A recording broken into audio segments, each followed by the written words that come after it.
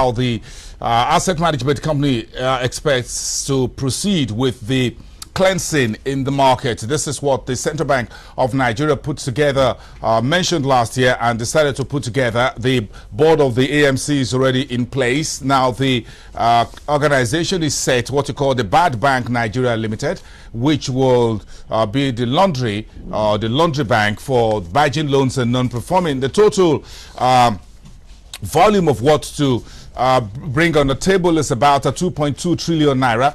The valuations for these merging loans and non-performing loans will be backed by the shares of listed companies at a premium of 60%. In other words, 60% premium on whatever the margin loans that you did. We'll spend days ahead to discuss these are the very technical part of the entire AMC operations. The purchases is aimed, according to the reports, at buying toxic loans and not recapitalization of the rescued banks. The rescued banks, the 8 of them will have to do their recapitalization. The AMC says they had no business with the recapitalization of the bank, just purchase the toxic loans and the bank decides what to do with the money.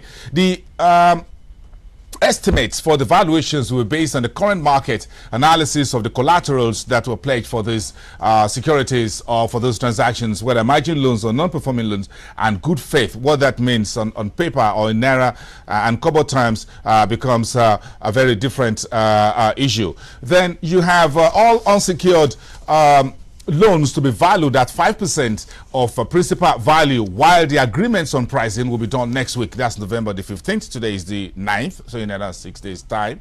And transactions to be settled on December 30th. Will the EMC be able to handle all of these remain issues to be seen? This part of the state of the market that we're starting with right now, Okechukwu Unegbu, the CEO at Maximum Securities, he's a chartered stockbroker, a former president of the Chartered Institute of Bankers of Nigeria, a one-time managing director of Citizens International Bank, and of course, a lawyer by profession. He's in the business of industrial arbitration. Good morning, sir. Thank you very much for coming through. Thank you very much, boss. A very interesting time, what we have here on our hands, and you're just reading that book by your side. Please, can you please bring it back in? Too Big to Fail, written by that Wall Street a journalist on the state of the affairs of the U.S. markets. What happened between 2008 and 2010? And it looks like that book that you have there with you, which of course I got a copy as well, is all about recapping those deeds, or if you want to add the prefix, the misdeeds of the market operators and the regulators. So give us a sense of the news cycle that we have with us. The report of the SEC intervention in the exchange has now been leaked to the media, and we are feeding fat on that. Don't blame us for that. That's our job here on the side. So give us your sense of these revelations that are coming about, whether the issues relating to securities of fraud or what to apply to the ISA, and those that apply under the EFCC, or what you call the Financial Crimes Act, what you call financial crimes, as it were. Yeah, thank you very much. You realize that you said it's fraud is an alleged fraud. It's just been investigated. We've just seen the first forensic examination, excerpts of it that has come up onto the newspapers. But you see, unfortunately, some of those things that you mentioned are before the law courts, so we be careful how we discuss some of them. But it's disturbing, very disturbing, that if such a monumental event happened in our market and all of us were there and we are blinded. But one cannot jump to conclusion until the final report is out. Remember, this is a forensic examination by KPMG. Remember also that KPMG did a report on Cadbury sometime in the past.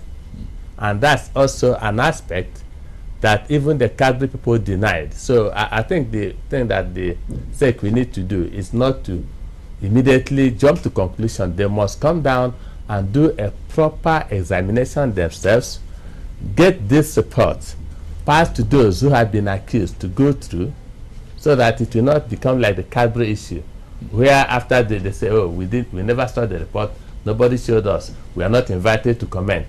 So how do you now assume a report done by one party without getting the other side to comment? So we have to be careful. So I'll be able to not gloss over the issues again, so that we can go down into the deep and find out how we can stop these things happening, because it affects all of us, it affects the market, it affects all over the place. So we should be able to now not rejoice yet. The media is feeding on it. We don't blame you, that's your job. But those people who are operating it should be careful how they go about this report. You're a legal expert, and that's one of the reasons why you're here this morning, to help guide us through these landmines, as it were. This is a forensic audit report. It hasn't been formally released by the SEC nor the stock exchange, but since we are news hounds, what you call hounds are called dogs, if you want to use the expression for it, so we sniff around for things like this, and some newspapers, other media outlets got a wing of it, so it's now out there. So the public opinion is where the issue is right now about what happened under Ndi Okereke's watch while she was in office. So how does all of this put together? How does it affect justice? Does it affect how the SEC handles this? Will this be handled? The only legal weapon that the SEC, Aroma Ote, has is the Investment and Securities Act. That's right. But some of the revelations coming out right now, but not just on securities fraud, but on financial crimes that borders on whether they're inflated contracts or outright fraud that are committed within an organization that falls under the ambit of the anti-bribery or anti-corruption law. How will this be untangled as to give justice to whom is deserved, while putting the SEC in a position to say, yes, we've done a very good job at the end of the day? Yeah, but remember that the Nigerian Stock Exchange had a council, and that council was supposed to be the highest rule-making body of the Nigerian Stock Exchange. So they are the people that should first of all be put on the table to explain exactly what happened vis-a-vis that report. So they must come to explain the actions, because everything stated in the report so far that we've seen, I'm just working on